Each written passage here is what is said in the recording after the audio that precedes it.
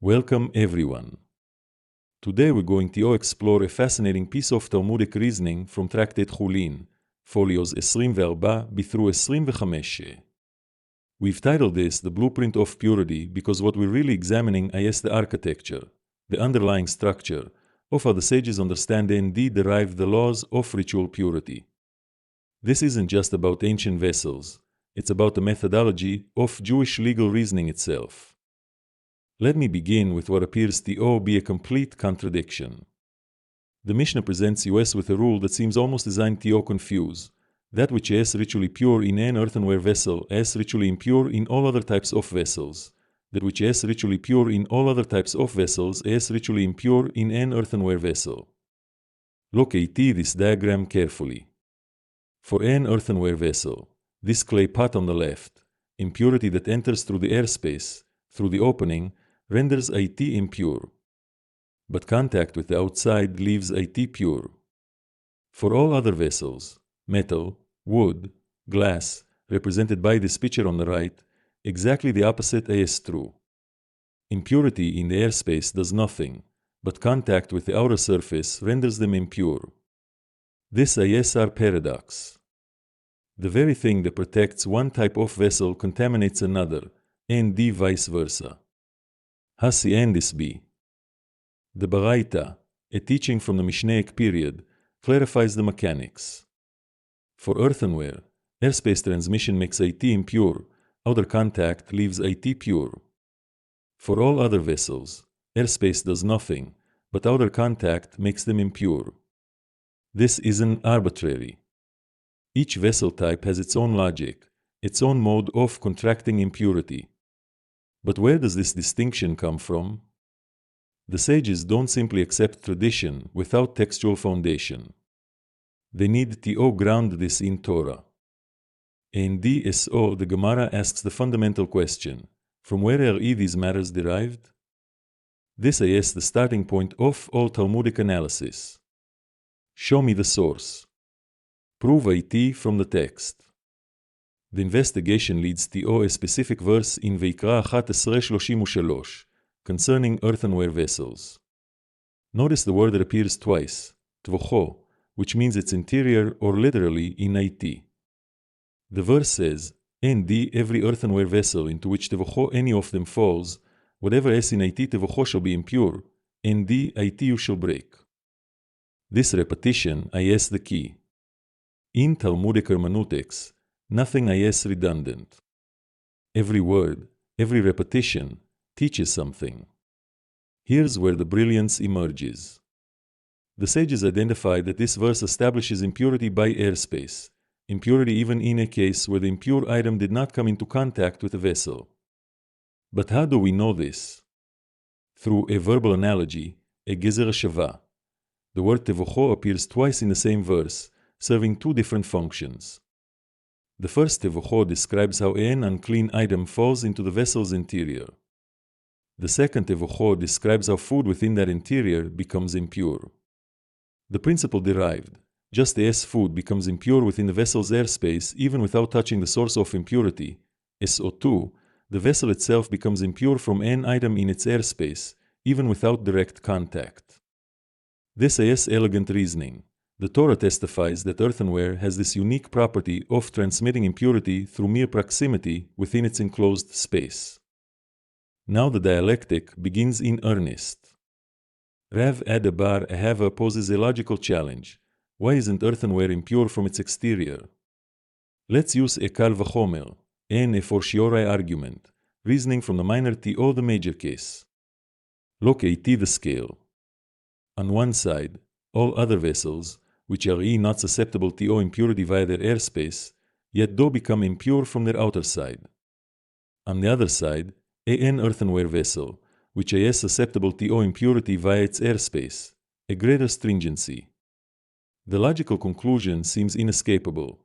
Isn't it logical that earthenware should certainly become impure from its outer side as well? If the lenient vessels have this stringency, shouldn't the stringent vessel have it too? This is powerful logic. And yet, we know it's wrong. So what's the answer? The answer comes from a different verse, במדבר 19 ו-15 דקות, about the law of the open vessel. And every open vessel that has an O-sealed cover upon it is impure. Now watch the sage's reasoning. They ask, which is the vessel whose impurity is primarily concerned with its opening? The answer, the kli cheres, the earthenware vessel. Its purity status depends on what enters through its mouth, through its opening. And here's the key inference.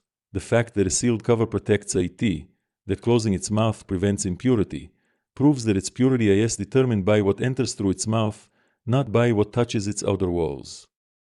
Therefore, logic must be set aside in favor of this scriptural indication. The text defines the nature of the vulnerability of earthenware, and no amount of logical reasoning can override the textual specificity. But the Gemara isn't finished testing the boundaries. Now the argument goes in the opposite direction. Why aren't all vessels impure via airspace? Again, let's use a kal v'chomer. The earthenware vessel, which is pure from its outer side, a leniency, is impure from its airspace. All other vessels are impure from their outer side, a stringency. Isn't it logical that they should certainly be impure from their airspace as well? If the lenient vessel has this stringency of airspace impurity, shouldn't the stringent vessels have it too? And once again, logic is answered by close reading of the original verse. And every earthenware vessel into which tokho any of them falls. The specific mention of earthenware vessel by the Torah in the context of airspace impurity is read as an exclusionary clause. The sages derive the airspace tokho of this vessel renders it impure, and not the airspace tokho of any other kind of vessel. The law is specific. It cannot be generalized by logic. The explicit textual limitation prevents us from extending this principle beyond earthenware. Now we come to a technical but crucial point. Someone might object, but we already used the word tokho to derive the rule about impurity without contact. How can we use it again?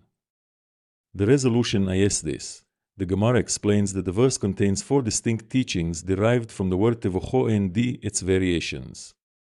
The text uses a specific form, tokho written fully, instead of the abbreviated tevoch twice, creating 4 potential derivations. 1. The law itself, that food in the airspace becomes impure. 2. The verbal analogy, that the vessel itself becomes impure without contact. 3. The exclusion, the airspace of this vessel, not another. 4. Nested vessels, food in the airspace of the vessel becomes impure, but not food in the airspace of another vessel placed inside the first. From precise attention to spelling variations, the sages extract a complete legal architecture. One more challenge remains. Why aren't other vessels pure from their outer side? The logic seems compelling. If an earthenware vessel, which has the stringency of becoming impure from its airspace, nonetheless does not become impure from its outer side, then all other vessels, which lack that stringency of airspace impurity, shouldn't become impure from their outer side either. This is reasoning from stringency to leniency. If the more stringent case has this exemption, surely the less stringent should too. In one final time, the verse about the sealed cover provides the answer, but now we read it differently, focusing on its implications for other vessels. The verse specifies, this is the vessel that is pure with a sealed cover, meaning the earthenware vessel. But by implication, for all other vessels, the rule does not apply. They are impure from external contact, regardless of whether they have a cover. By singling out earthenware for this specific rule, the Torah implies that for all other vessels, their impurity is not contingent on their opening. They become impure from any external contact. And now we see the complete blueprint. The initial paradox is revealed as the elegant outcome of specific scriptural laws that define the unique properties of each vessel type.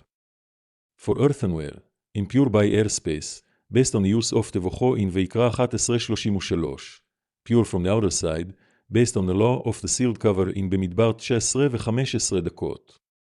For all other vessels, pure by airspace, because the exclusionary tokho in Vayikra 11:33 limits airspace impurity to earthenware alone, impure from the outer side, by implication from במדבר 19:15, which singles out earthenware for the opposite rule.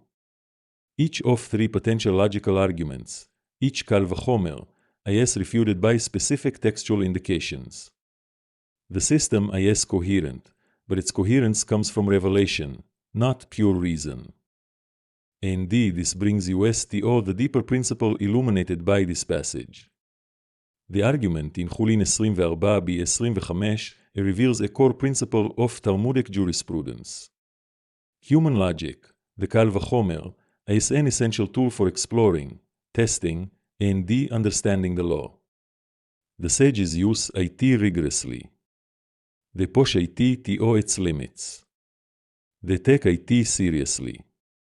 However, logic is ultimately subordinate to the specific language of the scriptural text.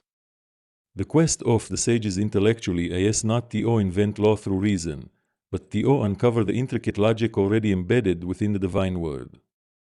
The ultimate coherence is found not in logic alone, but in the precise reconciliation of logic and the text. Where they align, we have understanding. Where text limits logic, we have humility before revelation. This is the architecture of Jewish law, built on the foundation of Scripture, tested by the tools of reason, and perfected through their careful integration.